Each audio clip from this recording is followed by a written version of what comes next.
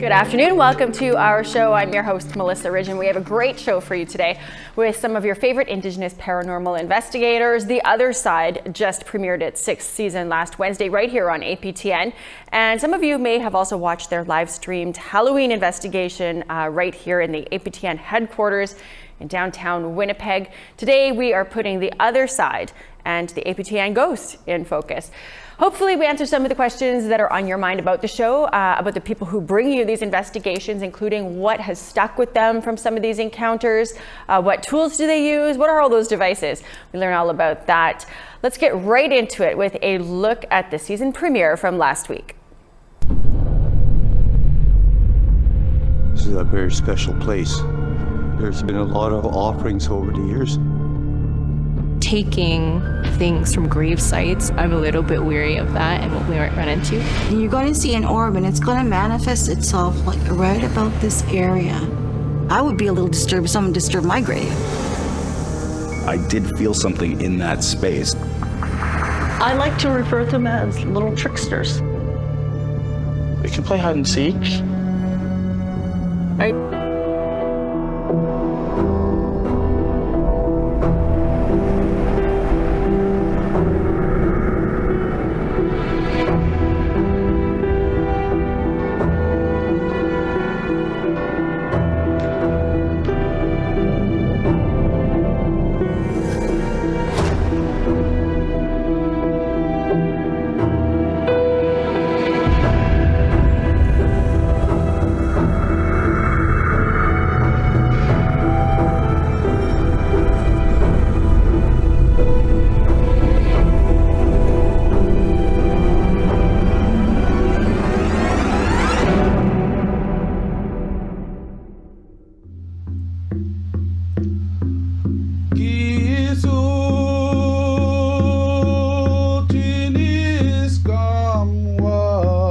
I'm excited to be here because it's not every day that we get to investigate a site that has 3,000 plus year old artifacts. I mean, it's pretty spectacular. It's a very special honor.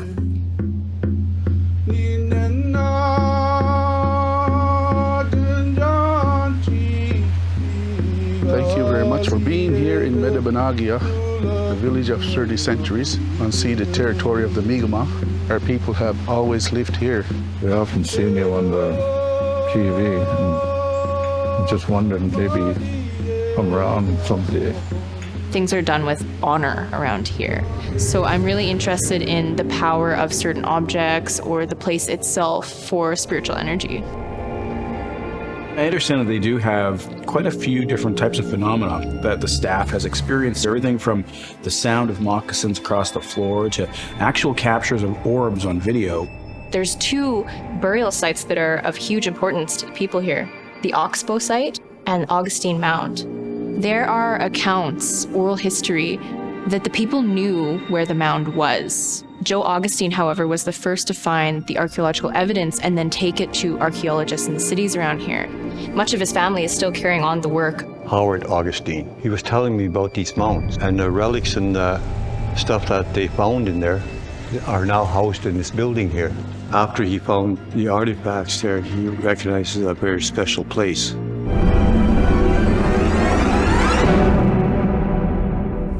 Tom Charles, of course, is taking some time off to take care of his health. He's not filming currently for season 7. But when they were here, the crew last week, we had a chance to sit down with the stars of this show, intuitive Jeff Richards, paranormal investigator Aaron Goodpipe, and filling in this season for Tom Charles is his dear friend, Elder Alan Adam. Here's that interview. I'm so happy to have you back. This has been, what, 2 years? This is 2 years. You were here? Yeah. So I wanted to ask you, what are you most looking forward to about this shoot here at APTN? Because last time you were here, we should qualify for people at home, you and Tom Charles were here a couple of years ago. And at the end of our interview, I had said, you guys should come back here sometime. There's lots of people who have stories about stuff that's happened here. And Tom said, do you remember this? I do. Yeah, like he was looking at stuff back up in the corners and around Tom the was room. watching as we were doing the whole interview, Yeah. and there was something up there watching the whole thing. So this is the first time you've been back here since then. What are you most looking forward to about this investigation? Well, I think that for me, within the time of this program, I've sort of been in and out of the APTN building a couple of times, and there's always rumblings. I've heard rumblings for years, even before you had mentioned it, of the activity that's happening here. So I'm curious to get in here and actually delve into some of that, potential history, and maybe give you guys some answers. That's my hope, that we can actually answer the question as to who it is that is maybe occupying the halls. Or if there's more than one. Mm-hmm. So I wondered that.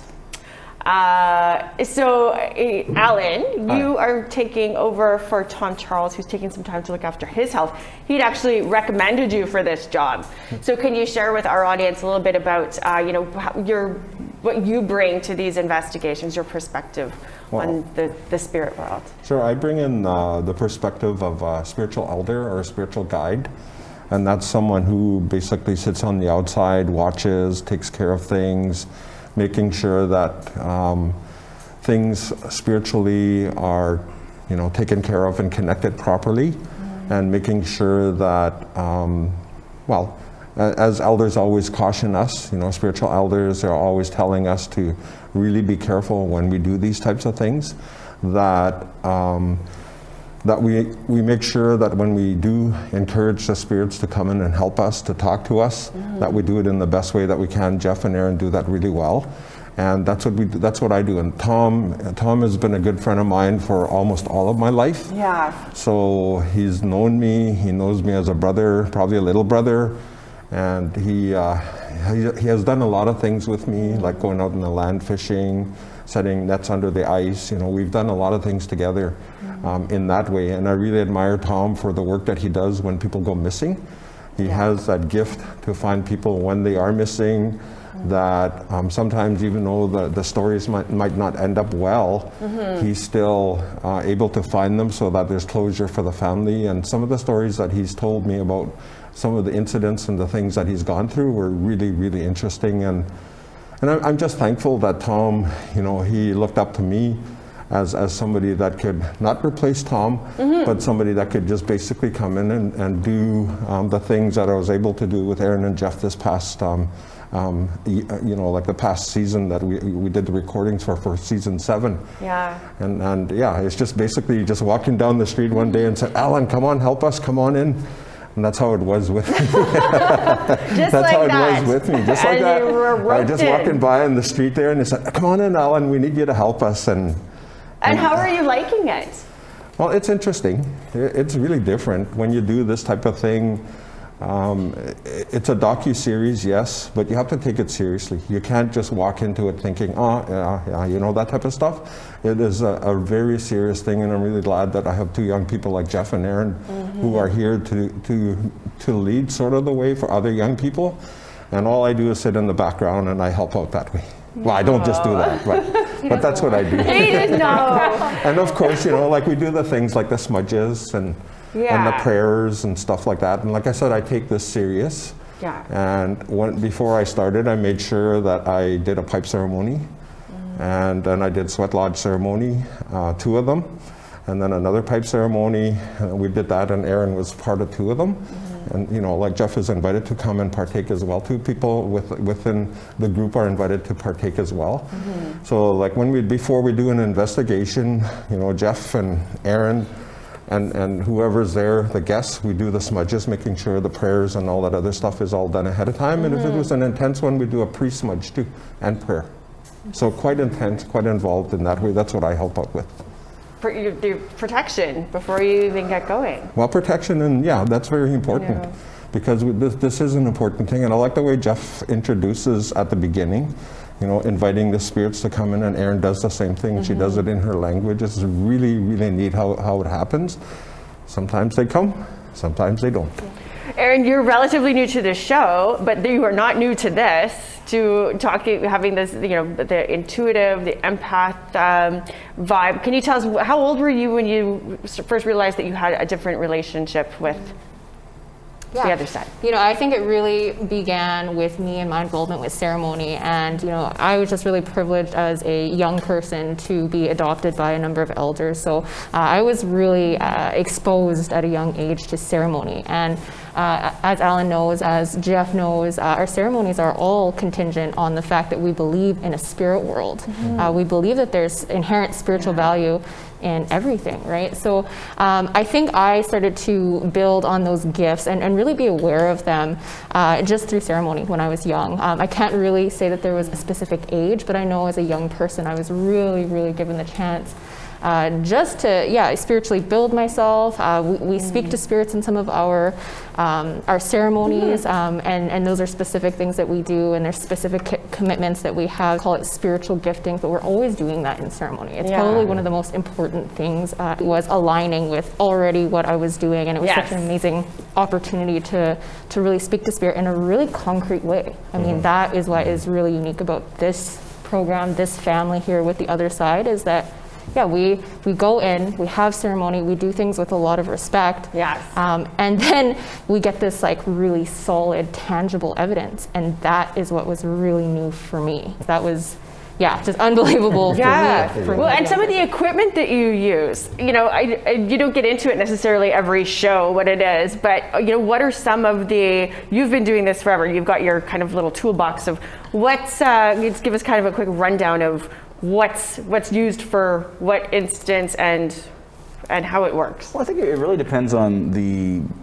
type of manifestation that's reported in the location. Some spirits seem to be more adept at using some devices over others. So for example, occasionally we're able to capture voices on something called a spirit box, which basically goes through white noise radio frequency and gives the spirit sort of a palette almost that they can speak through, which we've heard some audible things come through there. We use something called an IR camera, so infrared cameras. That's when you see sort of that creepy green kind of look to the show. That camera technology allows for us to sometimes capture light anomalies that we can't see with the naked eye. So we use that. We've got our K2 meters that we use, which measure electromagnetic frequency. Our Ovilus is one that takes environmental readings and kind of transfers them into words. So the spirit can manipulate the environment and communicate through that device as well. So a variety of devices. It's referred to as instrumental trans communication. So anytime we're using a device that is not meant for ghost hunting to speak with spirits, that's what we're doing there. So I had mentioned when you were here last time, Tom had said that he felt somebody was here as well. Do you guys get a feeling when you've come in the building?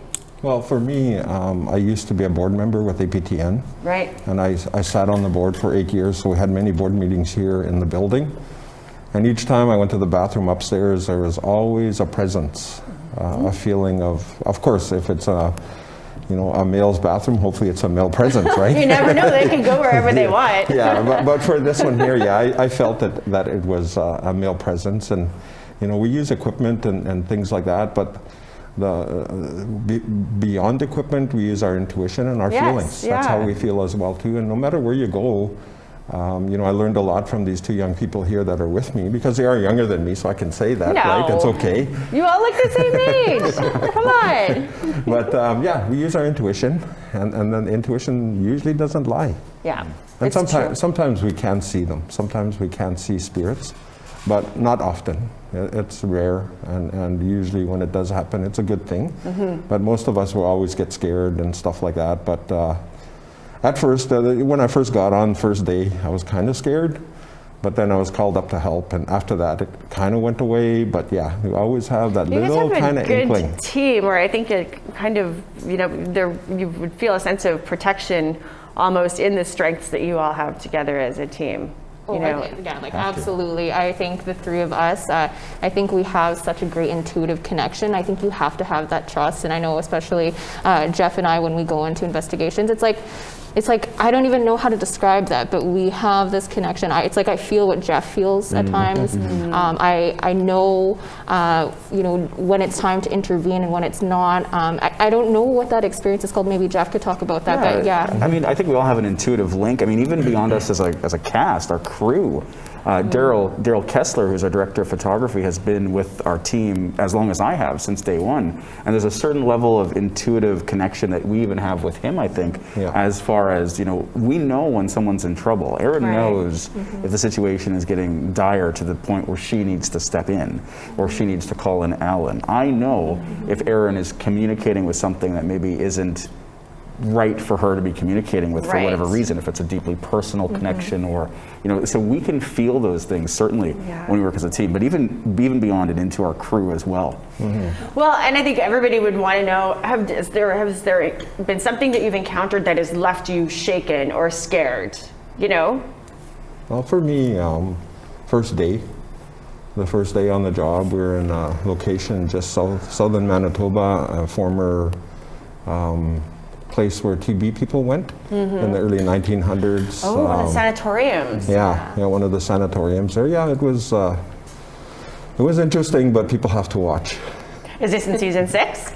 No, 7. This is 7. Oh, so this is, because we're just airing season 7 right now, so you're making people really wait then. Well, it was quite 2021. It was quite interesting, and the first time on the job, and then to be thrown to, could I say it? The wolves? Or the wolf, right? The wolf. Yeah, the wolf, to be thrown to the wolf, like right off the bat. At first I thought, oh, no, maybe not. But one thing you can't have is self-doubt. You can't have self-doubt, because that's, as soon as one of us has self-doubt, our connection doesn't work anymore. That's interesting. Because whenever we connect, I can almost say what Jeff's gonna say. I can almost say what Erin's going to do next, and I can almost say, okay, Jeff's going to call me now on the walkie-talkie. He wants an update. He wants to know what's going on. So that's what I do back there. I connect to them that way, not electronically, but spiritually. Erin, has anything terrified you?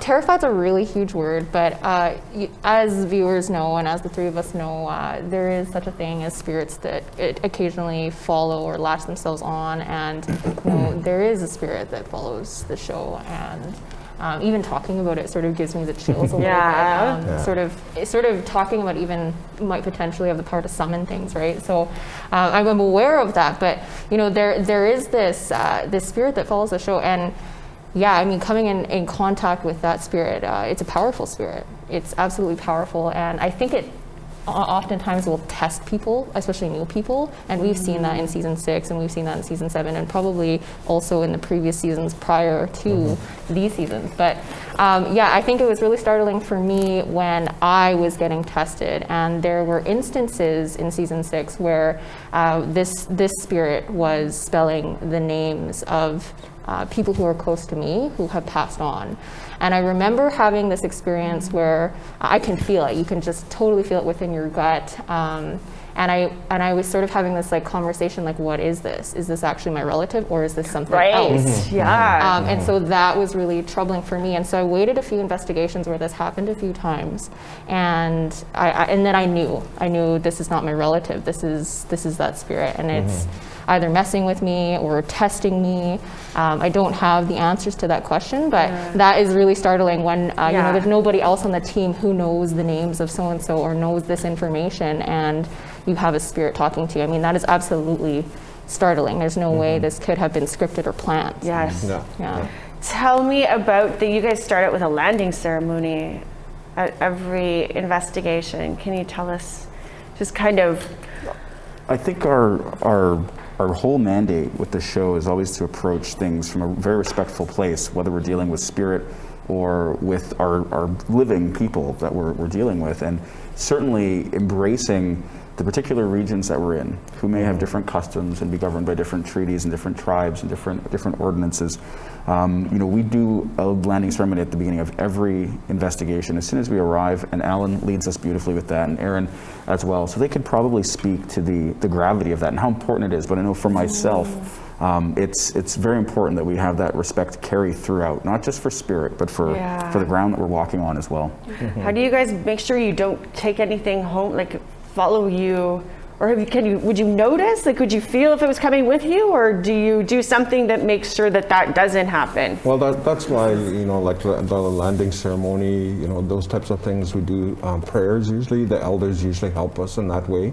And sometimes the elders will say, to make sure you don't take anything home with you, here's a bit of smudge that I'm going to smudge you with. Sometimes they'll help us in that way. And then that's what we do to ourselves as well, too. Usually if we have an intense ceremony, or not ceremony, an intense investigation. Yeah. And like the first one, we did a prayer together, and then I smudged everyone, especially, you know, the two young people here, myself, we all smudged. And of course the camera crew, the sound man, the producers, everyone is smudged, even usually our guests as well. So we make sure that in that way, anything or anyone uninvited, that they don't follow us around. So we're always careful, and when they do closing, after an investigation, Jeff usually says, you know, we're inviting you to leave now and stuff like that, and Aaron adds as well. So that's what we do all the time. And we all have individual things that we carry with us that we look at as protective, whether they're, you know, totems and items, or, you know, for me, part of what I have as protection is the ink, the tattoos that I wear and that I carry. I look at that as protective, and I know Erin has different things that she carries as well. Totally. I always carry, like I have a little medicine bag, and there's just little items in there that are connected to the land or connected to my ancestors that really ground me spiritually and who I am and my own identity. And, you know, I think these two said it really nice. I think that's why we have these ceremonies, is really grounding ourselves in the land that we are, the spirit of the land, for the protection of the elements and the spirits that are here, for the ancestors to sort of intercede on our behalf or speak with us. But they're absolutely necessary, because I know that what we're doing is, in a sense, a ceremony when we do these investigations to the naked eye, but we are opening those doors, and so we have to be careful when we go through them and we come back in, and our people know that. That's why we have ceremonies, that's why we have medicines. We're very, very careful about that. So I think, you know, if we were to just talk about, I mean, the danger of spirits following us. I mean, we have experienced that. I mean, I have talked about that one spirit that does follow us, and we don't have all of the answers. So it is sort of a dangerous realm when we open that door. But I think if we speak to the spirits in a good way, with good intentions, pure intentions. This is why people love the show. This is exactly why. From all of, you guys have it sewn right up. Well, I'm thankful that you guys could take time to chat with us here, and we look forward to what you discover in your investigation here at APTN. And of course, season 6 is airing on APTN right now, and season 7 looks like it's going to be pretty amazing as well. Yeah, and I just want to thank all the people out there as well too, the workers, the people who are working on the hospitals, and all of these places that are doing a good job with, you know, this illness that's upon us right now. It's a pretty bad spirit. And we just want to say thanks to all those good people that are doing all the good work out there, our medicine people as well. Yeah. All of them. Merci. Merci. Merci. We will have a sneak peek into that investigation here at the APTN headquarters later on the show. You will not want to miss what happened. But first, we need to take a break. When we come back, what makes this hit show tick? How did they decide where they're going to go to investigate? That's coming up. And what's in store for season 7, which is already under production. We have all of that with director Saxon DeCoke and Candy Fox. Stay with us.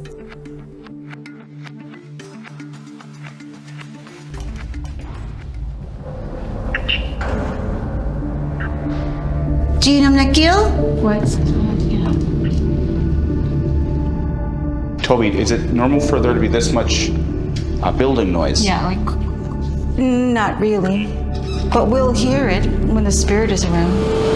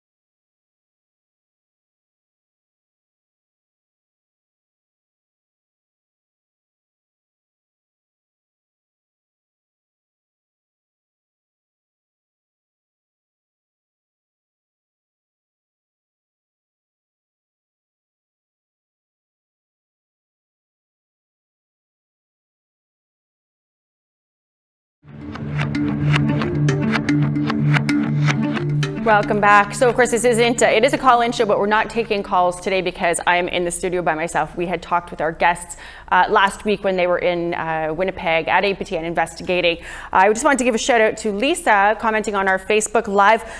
She said that she speaks to spirit helpers and gets protection from her mushum. So thanks for your comments there, Lisa.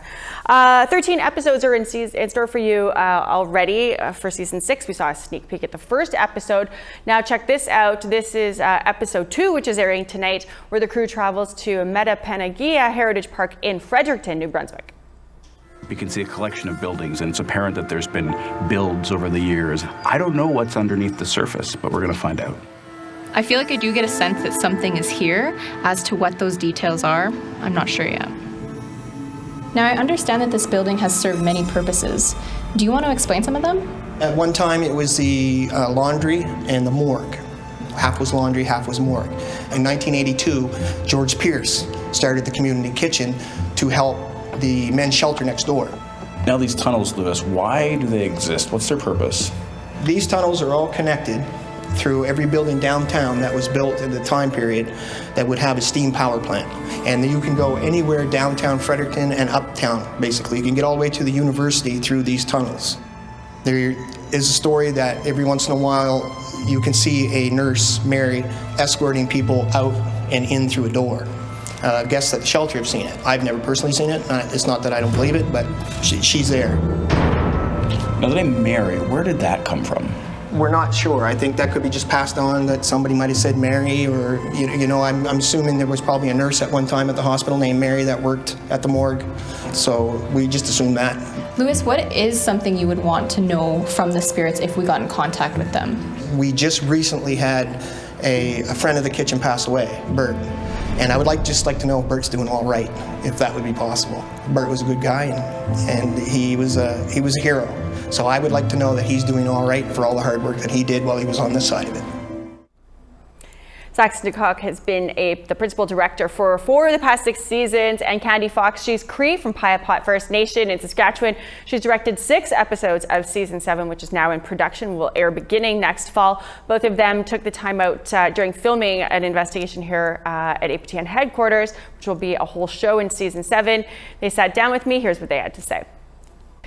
Saxon, you've been on, I think, for the last 6 seasons, is that right? Tons of paranormal shows out there. Why? What sets the other side apart?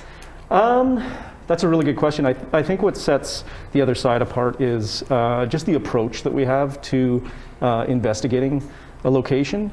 It's very respectful.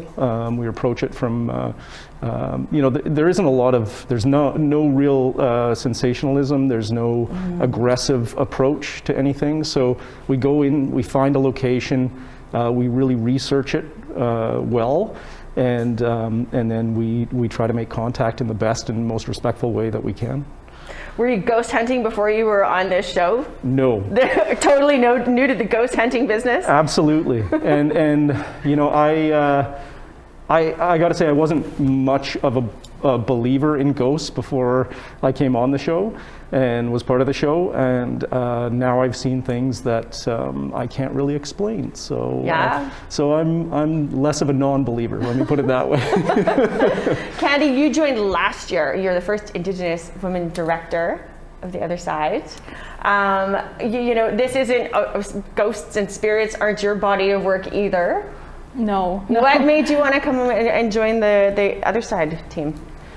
Well, one of the important things for me is that it's a Saskatchewan-based production, as well as Saxon was saying, is a very respectful way to do something that I guess, you know, it could be considered well known as or done before paranormal investigation, but we do it in a way that is respectful and it is grounded in spirituality, and we start with ceremony and things like that. So I'm a documentary filmmaker. This is a documentary series, so I honestly thought it would be a great learning experience for myself and a way to gain experience in network television, as well to connect with other filmmakers within Saskatchewan. Yeah. And were you a believer before you got going? Oh, for sure. I definitely have a connection to my own spiritual beliefs as well. I was raised that way. But I think in a way it changed my viewpoint on the way that I think about spirits. The way, I guess, I did come in with some hesitancies, I guess, and I think those have changed, and my overall respect for the spirit world has changed as well. And from doing this, yeah, I think it's as well. I'm still learning, you know what I mean, and I'm still basing my own, I guess, beliefs in what that means for me. And it definitely is an exploration, and every day I learn something new, I think. So I like this. Yeah. I want to know, what is your most memorable, because we're season 6 just began here on APTN. What is your most memorable moment from season 6 that you would want fans of the show to kind of look out for? Metapanagia was great, but I think the Masonic Temple, we went and where is that? Which Masonic Temple? Was Twillingate? Is that the one? No, that was in St. John's, Newfoundland. Okay. And it was an old Masonic temple, and we got a member of the Masons, an old member of the Masons, to join us for the investigation. And I think that was season 5. Was that season 5? I think so. Okay. Okay, never mind. people will, when this is live, will be people will be like, they absolutely will be, totally. And like I said, they're all a blur because we were out on the East Coast a couple times. Yeah. Oh, okay, Metapanagia was a really good one. We went to the museum out there, and we basically also have they keep the artifacts from local, what are they archaeological called? digs. Mounds. Yeah. They're mounds that they've discovered with a ton of indigenous artifacts in them, and so they have them housed at this museum, and so we did an investigation there, and so much culture there. And we ended up making contact with a little girl that was there. And it was quite a touching investigation. We brought elders in at the very end, and they helped to sort of bring peace to this little girl, and they ended up singing her a lullaby, and it was really quite beautiful. Yeah. What's your favorite from the past season, or and since you've begun working with the other side? What's your favorite, most memorable moment? That would be tough. Last year, I directed my first episode, so it was the very first and only one that I did last year. So which one was that for our fans out there who want to check it out? That one sticks out. It was in Fredericton, and it was the Anglican. It was the Anglican Church. Yeah. So that was, conflicting, of course, going into the church, right? And no doubt. So that was fun, and it was also a very learning experience for me, directing my first episode. So yeah. And I would think that there's a challenge in that you're not only just the director, but you're there when all of this is happening. It's got to be. Has there ever been a moment, I guess, where you're terrified and you're trying to still do your job? I would say, there's been a couple of locations for me where all of a sudden, you're with everybody, and then you have to go away, and it's in the middle of the night, and we were in this huge location one time that was really spooky. It was an old hospital, and I found myself walking down this hallway. Was that in Edmonton? No, this one was in Picton, Ontario. Picton, Ontario. Yeah, and it was an old hospital. It had a very sort of dark past, and I found myself alone during an investigation in the middle of this hallway, and I got pretty freaked out. Yeah. I've been scared a couple of times. Nothing major, because as a director, you're really focusing on what you have to capture and making sure that you get everything. Yeah. So you sort of push aside the elements of these spirits are actually there making contact, and you really focus more on the technical. Yeah. But occasionally you're sort of shaken out of that, and it can be a little bit freaky. I know. I just seen an interview with Tom Charles, who of course he's taking care of his health right now. He had said that he wants to see more done in the north. Is that something that the other side fans can look forward to in upcoming seasons? I hope so. That would be amazing, actually. Yeah, it would be really cool. Well, what goes into, I mean, I'm sure you guys are inundated with, like, you got to come here and check this out. What goes into the selection process then? I'll ask you, Candy. I'll leave that to you. I'm not too sure about the selection process yet. Yeah, okay, maybe I'll take that one. Yeah. Basically what happens is a couple of researchers, we're really given parameters on where we should focus our investigations. So previous seasons we were sort of told, okay, let's focus on the East Coast, let's focus on Ontario or Saskatchewan, Manitoba, BC, Alberta. So depending on where that focus is, then the researchers come in and they say, okay, well here's, they essentially present a whole bunch of different locations. You know, a mandate is to make sure that we have as many Indigenous locations or connections that we can get. We've really sort of honed in on historical places in the last couple of episodes, or a couple of seasons, I should say. And that's always nice because it really brings a rich history and backstory that we can then bring into the episode. And it gives everything context. And so that's kind of essentially how it works and how we approach it, and from there we narrow it down to 13 because we usually have about 30 that we start off with. That many, hey? Yeah. And that's just what you're presented with is about 30, right? So absolutely. There are many more before that. Is there something that you're really looking for? Is there something you want to do, or something you want to go and direct at somewhere you've heard a story that you think would be particularly?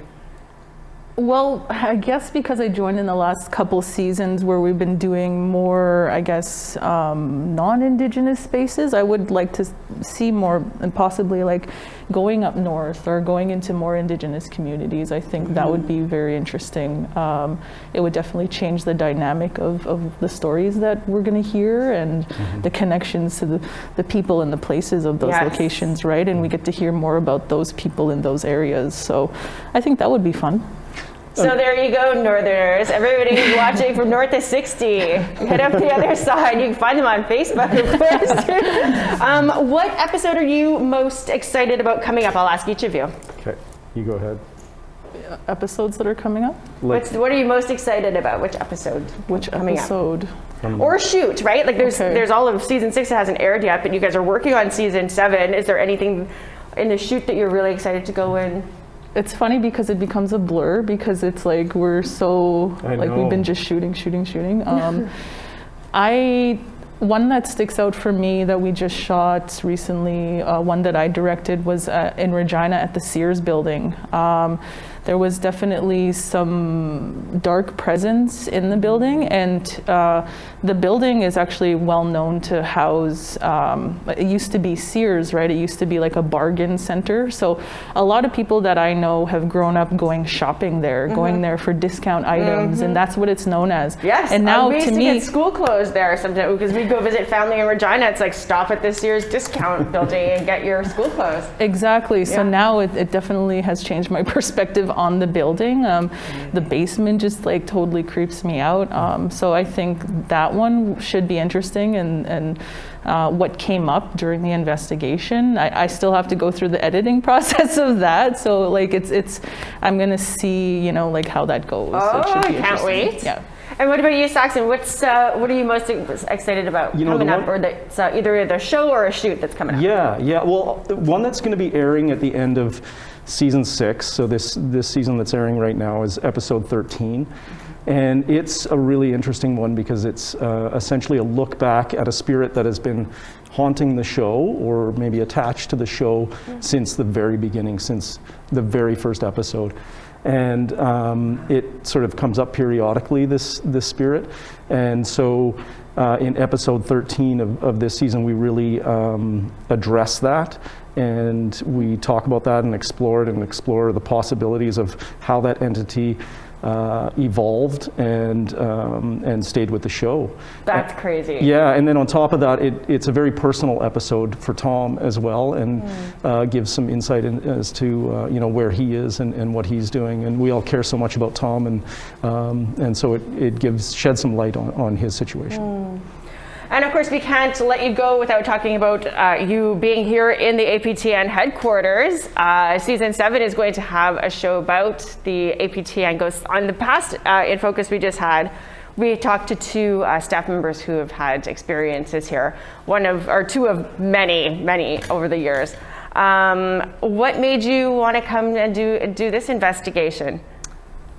That's you. That's a really good question. It's one that has been on the radar for a while, and as we were talking about earlier, there are so many reports of paranormal activity in this building that it sort of got to the point where we couldn't ignore it anymore, and we had to come and investigate. And just in the research that we've done and talking to individuals that have worked here, the number of stories that I've heard of ghostly activity has been astronomical. Like we don't really hear that many stories from any location. So, you know, just scratching the surface, we've already come across 15 different people that have had experiences here. So there is one very recently involving a cameraman who, yeah, well, I'll hook you up with him so you can get his version of that story. And I won't spoil it for everybody who's going to watch this on season 7, which is going to be coming up here on APTN. In the meantime, to all of you at home, be sure to watch Season 6 of The Other Side here on APTN. Thanks, Saxon. Thank you, Candy, for joining us. Thank you. Can't wait to see the ghost hunting. Let the ghost hunting begin. Exactly. When we come back from this next break, we will tell you more about the APTN ghost and some of the encounters that have prompted The Other Side to conduct its investigation here. And we have some shocking footage for you as The Other Side investigators encountered something while they were here. That's after the break. And I will leave you with this. Your InFocus co-producer Beverly Andrews shares with us something she saw right here in the newsroom. Take a look. Upstairs mezzanine, reading a magazine, and out of the corner of my eye, I saw something moving. Work people are up there for various reasons, and I thought nothing of it. But when I looked up, I saw a black human-shaped cloud seemingly walking towards the wall. Then it just evaporated. I didn't really feel threatened or any fear, so I just went back to my magazine. And I thought to myself, I had just seen the APTN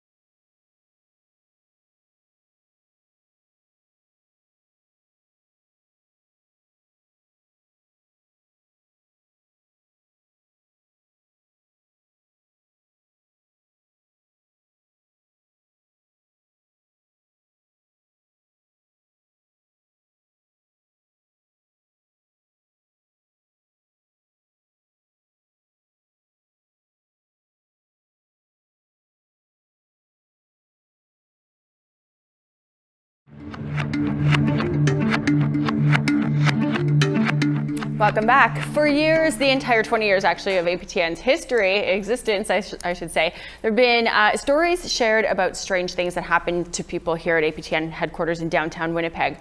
Over the Halloween weekend, the Other Side crew investigated the APTN building and they live streamed a portion of that investigation. You won't get to see that episode until next season, but here's a terrifying sneak peek at Jeff, Aaron, and Alan's investigation here. Check in with Alan too, actually. What do you make of what's going on? Well, from past experience, my hint is that maybe you're being baited, but you have to be really careful. I think I'm on board with you there. Thank you for that insight. I find it really interesting that it wouldn't answer any other questions besides, you know, the whole scenario behind going to the basement. That's the only thing it would really talk about.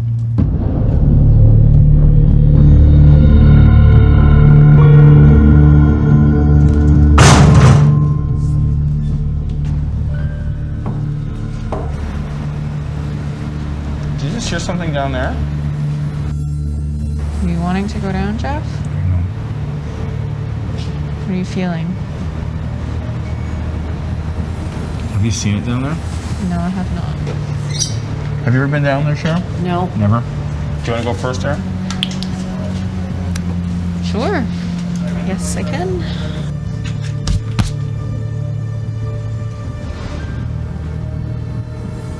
You need to stop trying to touch me.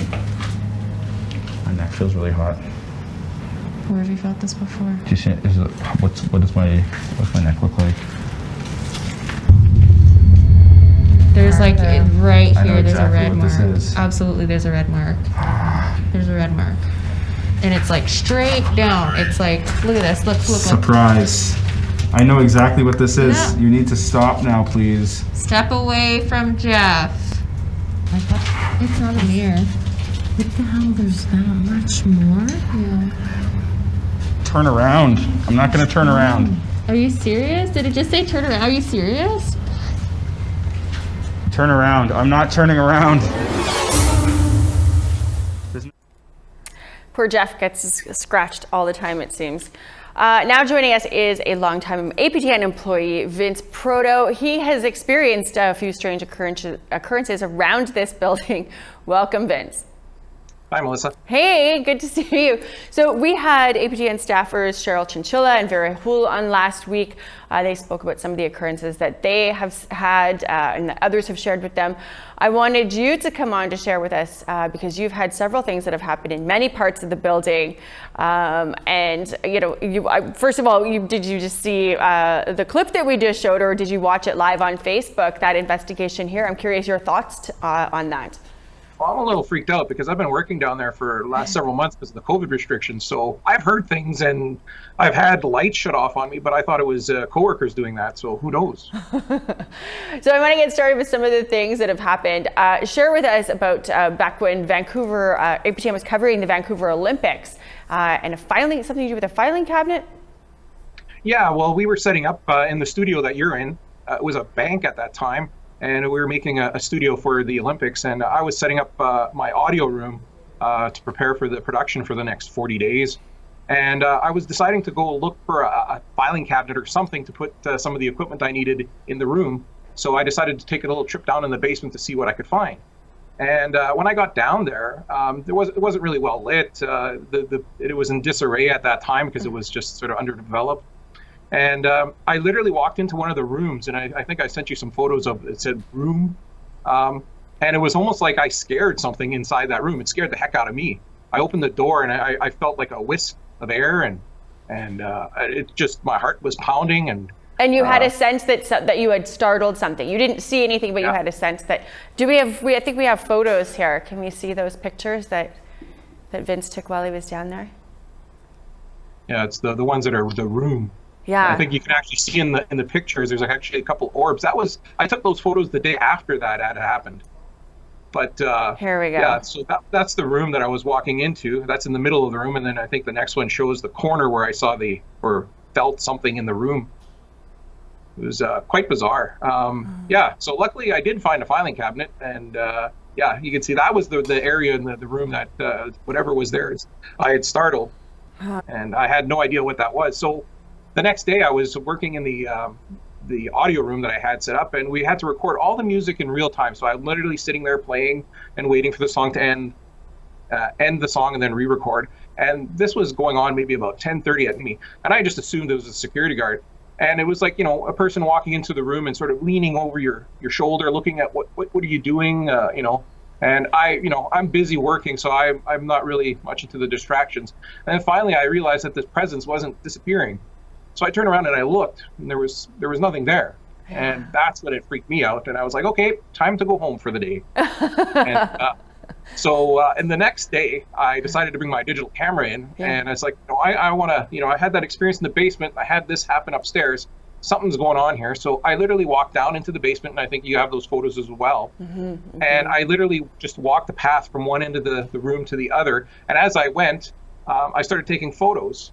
And you'll see, I think in the next image, there's a large orb that appears in the photo. Oh, that's the next photo I guess will be. And that orb actually went along the floor around the room. Like it followed me going in the same direction I was going. And it was very bizarre. And I didn't see nothing on camera when I took the pictures. I literally just aimlessly took the pictures, and it went down this hall.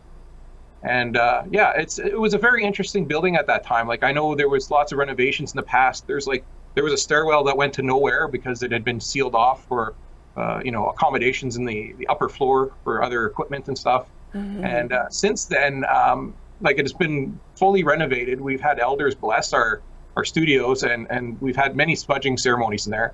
And you think things would be calmed down or smoothed down, but I've still had a couple other experiences in the building as well. One was during a training session that we were doing over the weekend, and we were running in and out of your studio there, checking the graphics and then going into the control room and testing this and that. And my coworker was sitting with the trainer at her workstation, and I was walking into the studio, and I saw a shadow across one of the edit suite glass windows that's like on the exterior of the edit suite. Right. And I just assumed it was like the reflection of the security guard doing his walk around the building. And I went into the studio real quick, and then I turned around, and then I realized whatever I was working on didn't work, so I was going back into the control room. Well, when I was walking to the control room, I saw that the security guard was still sitting at his desk, which is like not even close to where it was. Right. And another experience we had was... We're almost at a time here, Vince. I don't think we have time for another story. I mean, you really could probably write a book about all of the things in the many years that you've been here. I just have the other side story on all that stuff in the basement. I'm getting a little worried now. Yeah, well, I know, and people need to be sure to tune into that episode. That'll be on season 7 of The Other Side. Of course, airs right here on APTN. In the meantime, tonight you can watch an all-new episode of The Other Side season 6. And I will say to you, you will not regret the entire season that is in store for you. I'm assured that it is amazing, and just talking with the directors who were here. Well, we are all out of time. Thank you guys for joining us, and to the Other Side guests, and Vince for sharing his stories. Big thank you to our crew who are in the office every day making this show happen, this show and many others. This episode is available as a download as a podcast. Don't forget, I'm Melissa Ridgen. I will see you back here next week. Have a great afternoon.